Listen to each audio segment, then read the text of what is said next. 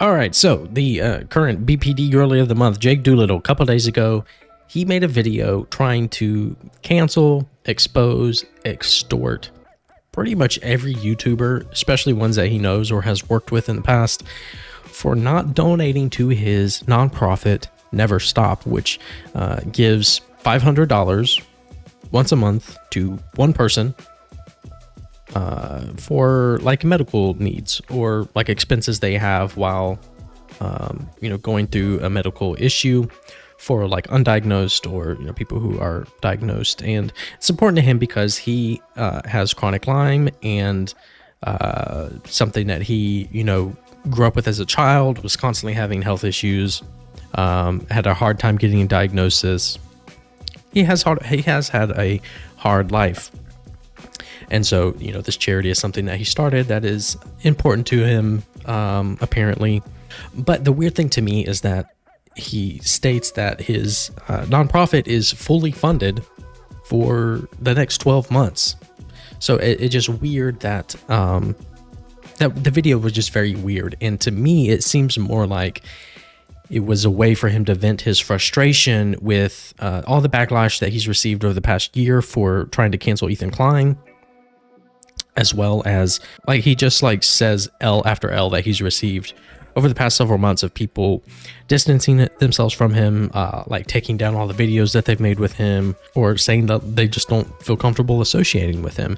And it feels like he just wanted to vent his frustration with that, but use his nonprofit as a shield from criticism or to manipulate people or to make people feel bad.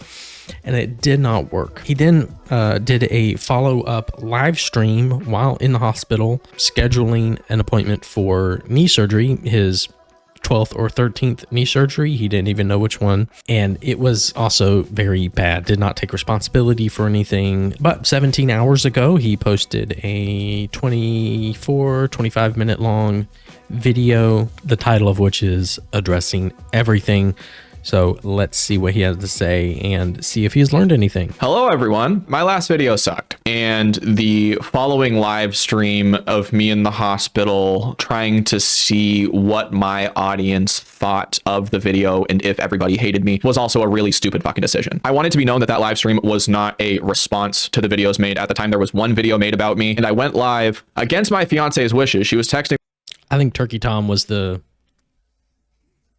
he got in on the ground floor of that one, so I think he was the first one. Me the entire time telling me to get off live, but I thought that I could explain what was going on while in the ER, in a lot of pain, and dealing with insurance shit. I was literally like, I'll go live, I'll see what the audience thinks, and then hopefully this will all be over. I can explain everything. But first of all, going live and trying to talk about that kind of stuff was really dumb. Also, it's just he didn't explain anything. He just basically said like, hey, I make a ton of videos, some are going to be hit or miss, and basically said like everybody that was criticizing him was dumb. Being in pain, not in a good mental state, and in the middle of talking to nurses, also very dumb. Not only did I go live thinking that I could clear everything up in the span of 20 minutes while waiting for results from knee scans, I also just dug myself a deeper hole. There's a lot to address, and thinking that I could clear things up while on a vertical live stream, holding the phone below my chin, is clown behavior. I was genuinely trying to compartmentalize everything that was going on, and there was one. Yeah, going live when you're having like some kind of controversy is never a good idea, because like he said, he's emotional. At that very time, H3 was like going live with a podcast about it. He's like in the hospital. It's stressful. It's just a dumb idea, and he should have listened to his fiance begging him not to do that.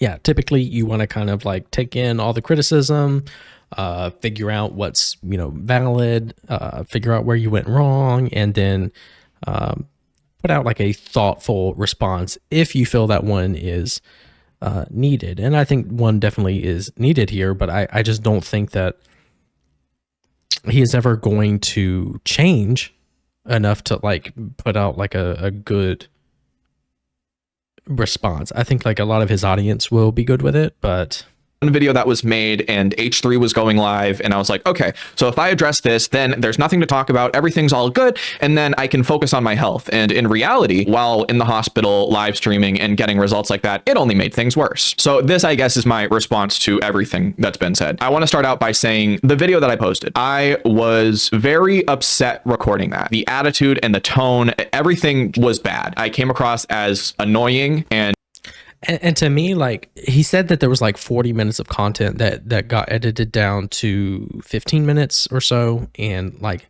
if I'm an editor, especially one that he's worked with in the past, I'm saying like, hey, is this like, you really want to put this out? And then like, I don't know if he like didn't show his fiance or get any feedback on it, or if he did, he probably didn't listen to it because he didn't listen to her telling him not to go live. Like, I don't know. You just don't have good friends around you if they did see that and like told you, didn't say, hey, don't fucking post that. And entitled. And prior to recording that day, I had been dealing with one of the first like big major health scares that I've had in the last 3 to 4 years. It's just like, none of this is relevant. We don't know. Nobody cares. Sorry, nobody cares.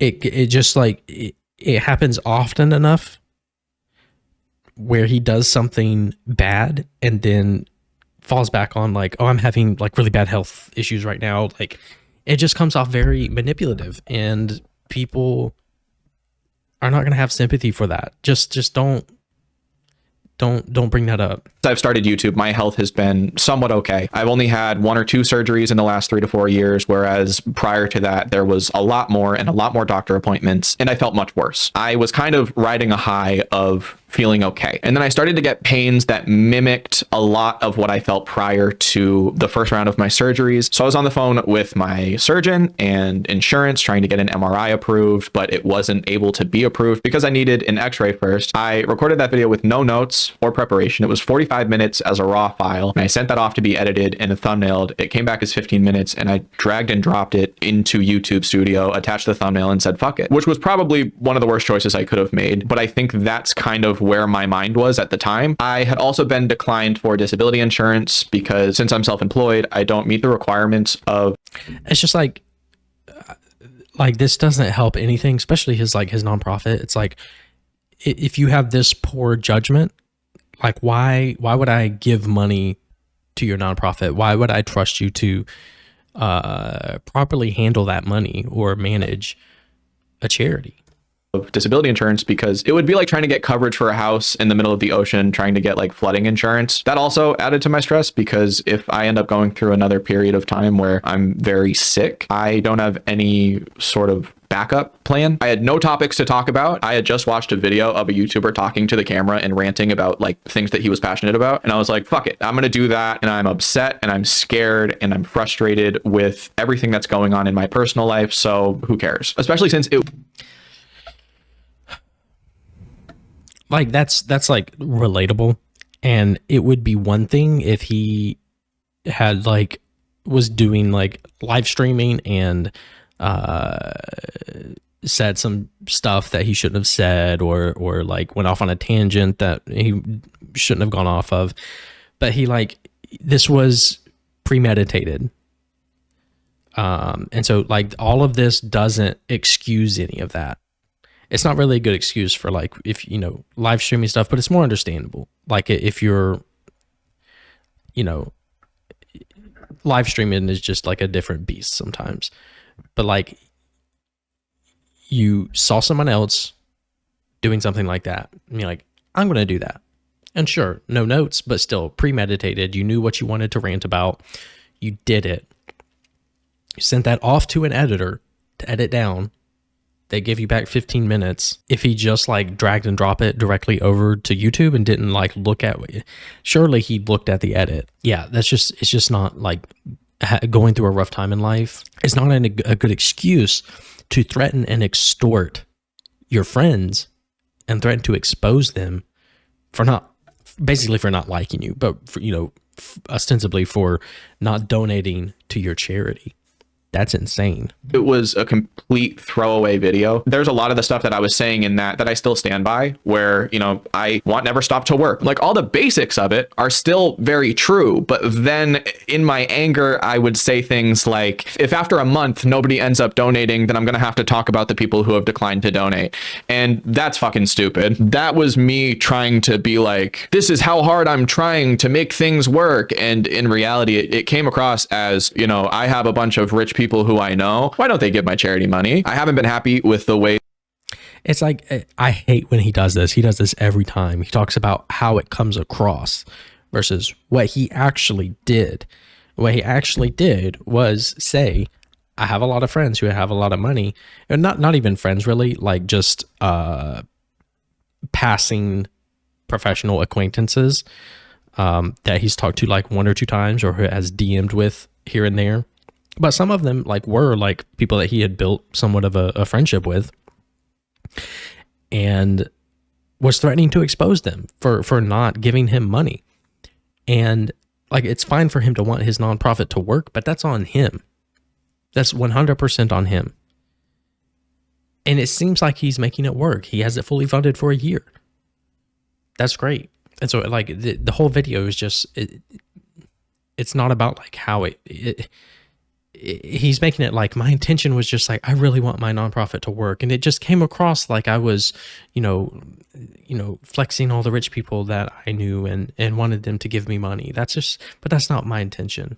That we haven't been able to up the amount of money given over time, and we are only getting more and more applicants, and we don't have the finances to give out more money to more people. Also, because videos that I've been posting haven't been getting views, and I'm freaked about not being able to post or make money if I have another health scare. I was like, it's something to post. It's not going to get views anyways, but I might make $100 off of it. And that was also really fucking stupid. I mean, if he left it up, he probably would have made decent money off of it. It probably would have been his better performing videos, but he took it down within like less than 24 hours. And telling myself like, I'm going to post every 2 to 3 days. I think it was on day 2 or 3 that I hadn't uploaded, and I was like, I have to do something. Let me just fucking do this. It was the worst decision I could have made. I do not feel entitled to your money. Your money is your money. As somebody who's freaked about his own personal money, if there was somebody reaching out to me being like, hey, do you want to hear more about my nonprofit? I'd be like, well, I have to take care of myself first. And I don't know the people who I'm talking about's fucking financial state. It was a wild assumption to be like, you know, if anybody has extra money, like I've made a few videos with them, where else would they give their money? And that's fucking very, very dumb, especially while the nonprofit is in a state of like building things up. If it speaks to what my mindset was, I posted that video genuinely not thinking anyone would see it, because our website is not functioning at all. I thought that people would recognize my frustration as me trying or showing people that I care, and that's just the wrong way to do it. I didn't want people to think like, Jake has had Never Stop for the past year and a half. The number of applicants have only gone up, but the number of donations made has not. And I didn't want that to come across as me being content with what we're doing. Like I want there to be more. It kind of just came across as like a crazed, like upset person who's not happy with his friends, his health, like really anything in life. And that's the worst. I do think that it was my initial reaction to having the first day in 3 to 4 years where I was just on the phone with doctors and insurance. And I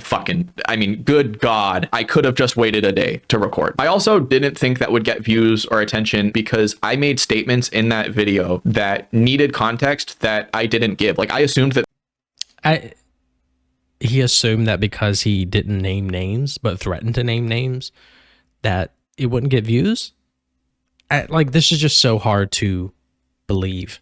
He has to have known that this would have get picked up. He has to have known. Like, being vague just makes people more interested in it. Like, who is he talking about?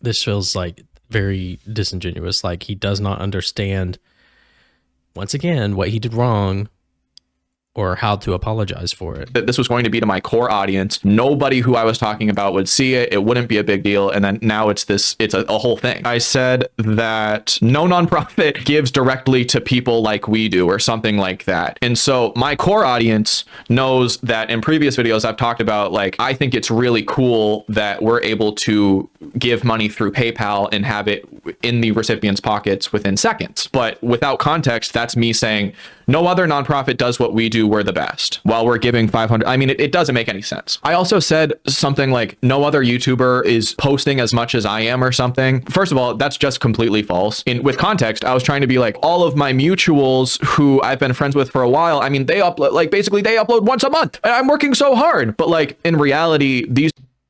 Yeah, but the thing is, they upload like once a month and get millions of views.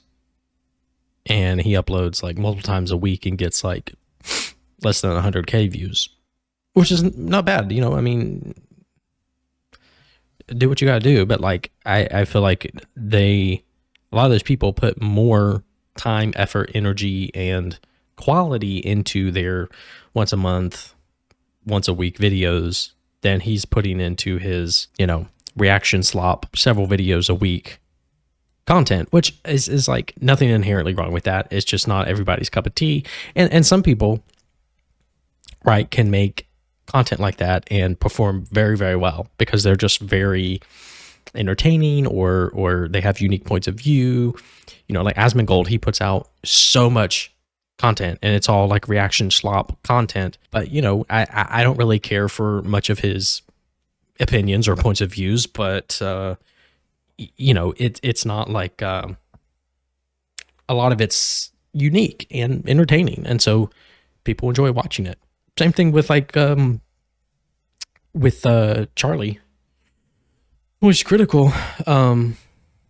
He puts out, you know, a fair bit of content, and it's just like 10-12 minutes long of talking about some random shit that he found on the internet or talking about a movie that he saw, and people love it because you know, they just like his style. They like his points of view. He has some good jokes here and there.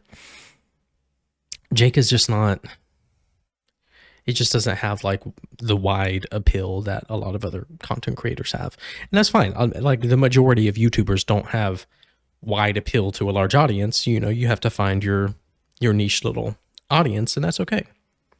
But yeah, he's just, these people are putting a bunch of effort into their content and I'm not. That's why I can put shit out like that. I did take notes for this video, so I'm trying to go through them. If I seem a little jumbled, there's a lot to cover. The reason why I ended up talking about how no influencer has donated to Never Stop is out of all of those stories that I told of people not giving to Never Stop, one of those happened recently, and that's the one that spiraled me into a fucking tizzy. So a YouTuber reached out to me and wanted to get on a call and wanted to hear more about my nonprofit. And we talked about like all this different stuff. I got my hopes up. Like this was somebody who could change Never Stop and kind of was saying things like, you know, I want to hear more about your nonprofit. Let's talk more about philanthropy. Let's do like, and so in my head, I was like, holy shit, I mean, this is amazing. And then that person stopped talking to me. I found these fucking niche little times that I've talked to other influencers and used that against them. And that was really fucking shitty. And I don't want to give too much detail about the situation because this whole idea of threatening to say names was so fucking stupid in the first place that I don't want to now have this video be me releasing a name, but like I built up in my head over the span of a week different possibilities of working with this person and pitching things, and they had reached out to me, and I know for a fact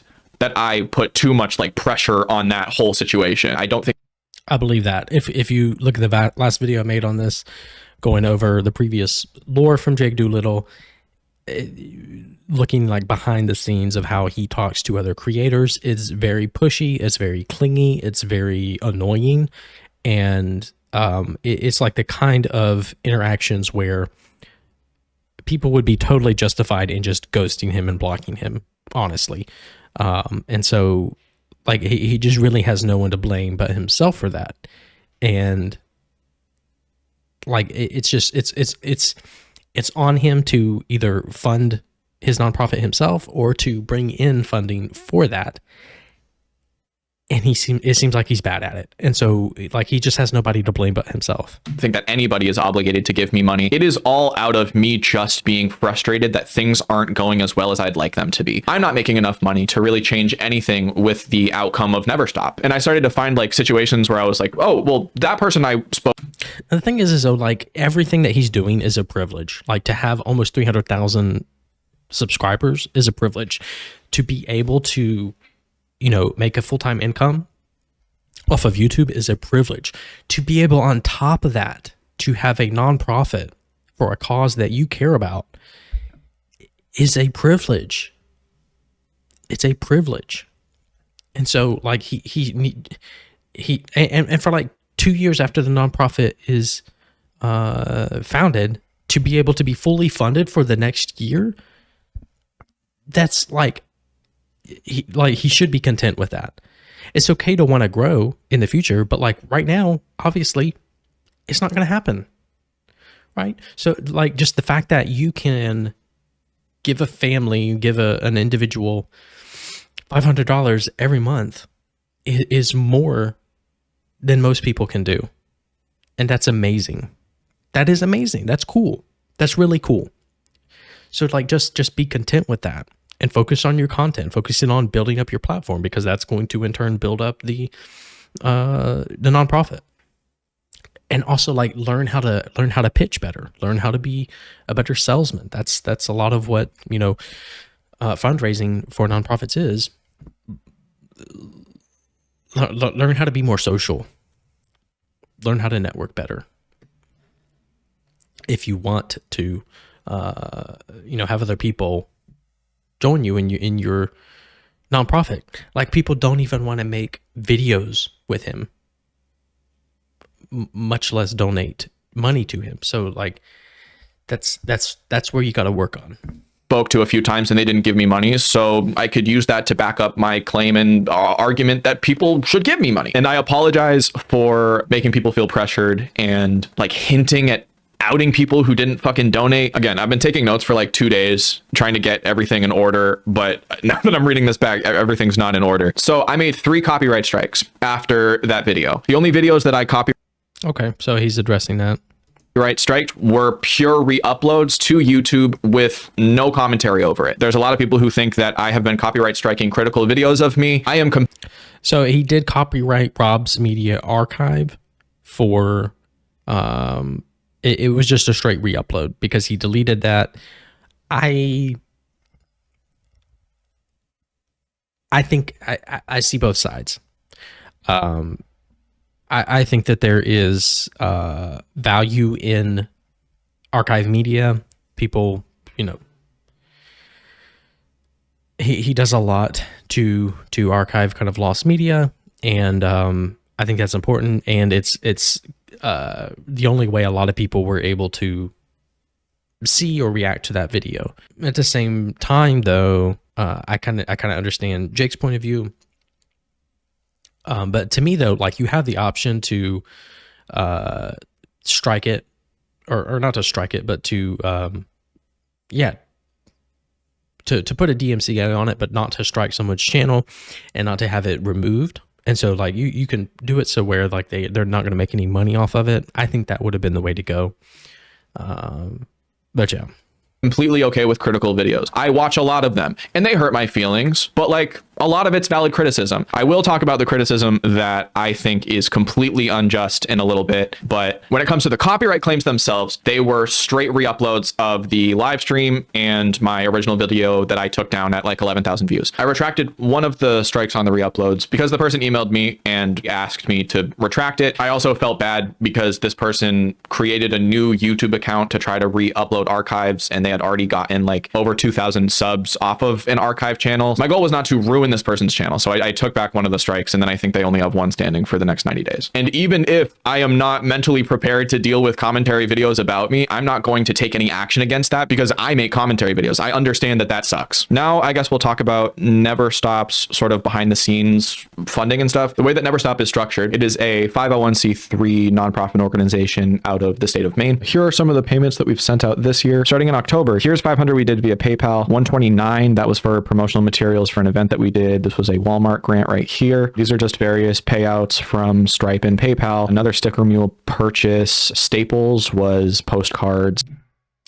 So this is weird because he said in his video that the only time he has ever used the nonprofit money to like buy stuff was where he bought a like a Stripe card reader for an event.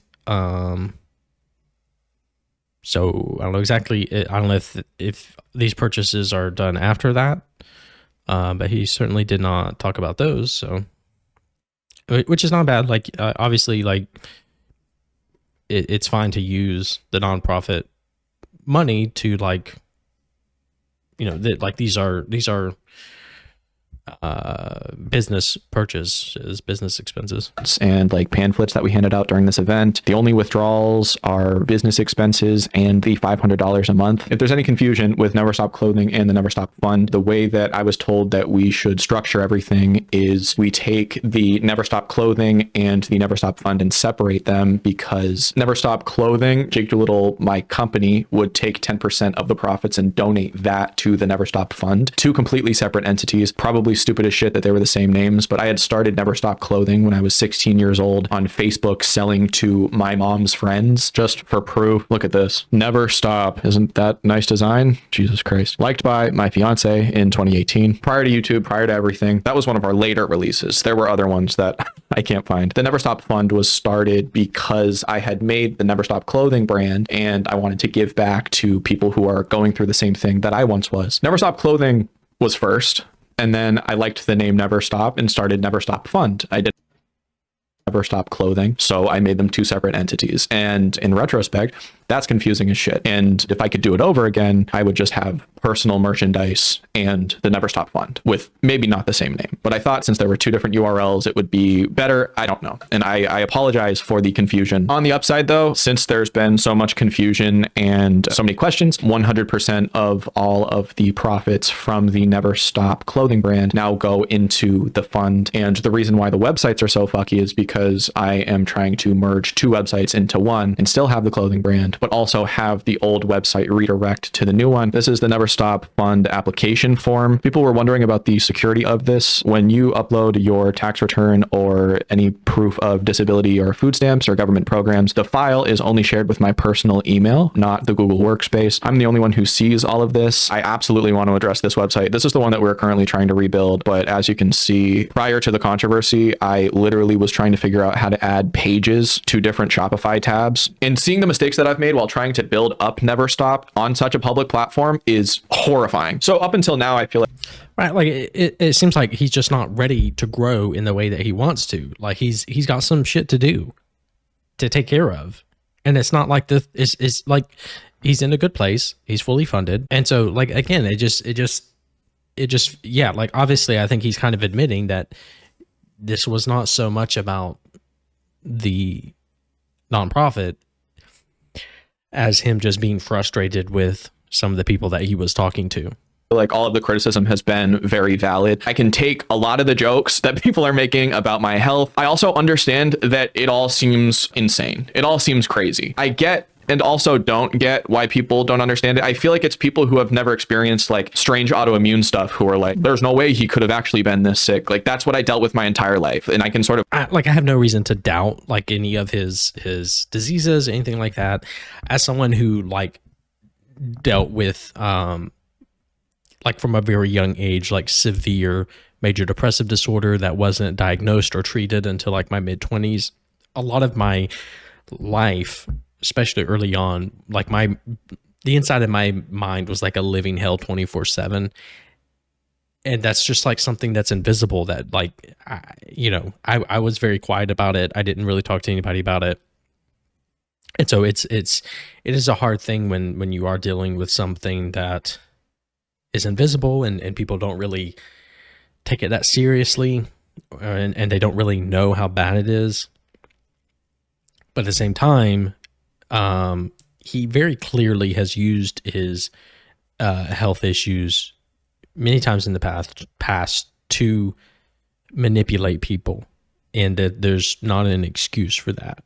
of brushed that off. But there are a few things that I feel like I need to address that I don't think are justified at all. So again, because I hate myself and I watch every hate video about me, I watched H3 go through essays that I had wrote in college about my experience. I forgot that I even wrote these. We were given an assignment to talk about like different kinds of discrimination that we've seen in our lives and how it's affected us or been shown towards us, right? And so I wrote these two little articles and then was asked to post these on our school's blog or whatever. I would have never done that had I known they would be in front of hundreds of thousands of people. This first one is called Age Discrimination. That's about me being young and in college and trying to get opportunities, and then people would think that I was too young. That one at the time was very bothersome to me because I was like 16 or 17 trying to get full-time jobs, and they were like, "You're too young, but you have experience." And I was like, "But the experience." And they're like, "No, you're fucking 16 years old. Stop." This one to me has been the worst that people have talked about. Actually, no, the second worst, because there's also people posting a video of me when I was 15 talking about how I'm sick, or 16 or something. That's insane to me. This one's called Disability Discrimination. It was made in 2020. I think it was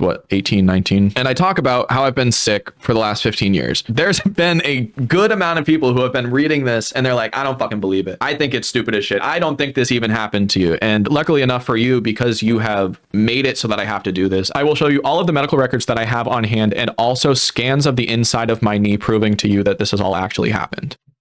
This is dumb. Like, the people doing this are dumb. Like, there's no reason to do that. I don't think H3 even really said anything like bad about these essays. This is a waste of time. Don't waste your time proving this to people who are not going to give a shit either way. That's actually insane that I've gotten so many comments and so many people have been saying that I've been faking everything, that I need to do this. I couldn't read, comprehend, or genuinely think because the pain was so bad. That is true. The diagnoses that I have affected me neurologically to a point where on bad days, I was just sort of sitting in my bed with an eye mask. All right, I'm skipping some of this because I don't care. I believe him as far as his medical issues go. I just think it's shitty of him to use them to manipulate people or to shield himself from criticism, which I do think that he does. The video that I made was fucking stupid, and I was angry and I regret it, and I absolutely apologize for what I said during that video. This was a really long video, but I appreciate you if you stuck through it. I hope that this cleared some stuff up. Again, I apologize for that video 100,000,000%, and I'm sorry to my creator friends, and it was a stupid take, and I can absolutely admit that, but I guess that's it. I appreciate you all. Thank you so much for watching. Have a great day. Okay, so I'm gonna give that, like, I don't know, 5 out of 10 apology. I think he could have done better. Like, he still very much like characterized it as how it was perceived versus what he actually did. But he did, I do think that he did, you know, accurately describe what he did and directly apologize for it. And so at this point, the apology doesn't really mean anything because he has shown in the past that he's not really willing to change. And so this would be like, this is a first step. He needs to keep plugging along with his content, whatever that might be, whether it's like the same content he's been making or he goes off in a different direction. He needs to focus on making his content good, growing his platform, fixing all the stuff with his nonprofit. And really, it's going to take like 2 years maybe of like consistency from him for that apology to really mean something. You know, you have to, actions speak louder than words. He has made apologies before, and then behind the scenes, like online or like months later, shown that he still didn't really understand why he got backlash or see it as valid. So yeah, I mean, I don't particularly like Jake. I think he is a very immature person. I think he's very manipulative, but I also understand why he might be that way, given how he grew up, given the things that he dealt with growing up and deals with to this day. But at some point, like if you're going to, you know, build a public platform, you're going to have to be open to criticism, and you're going to have to grow up at some point. and learn how to function as an adult and function as a content creator. So yeah, I feel like that's probably going to be the end of the Jake Doolittle saga, but he did kind of this exact same thing last December when he went after Ethan Klein. So maybe next December, maybe it's going to be a Christmas tradition. We'll see. Thank you for watching, though. I will be finding the IP addresses of everyone who watches this video. And if you do not like or subscribe, I will be naming names. Do not harass Jake. He doesn't deserve that. Thank you for watching, though. I will see you next time.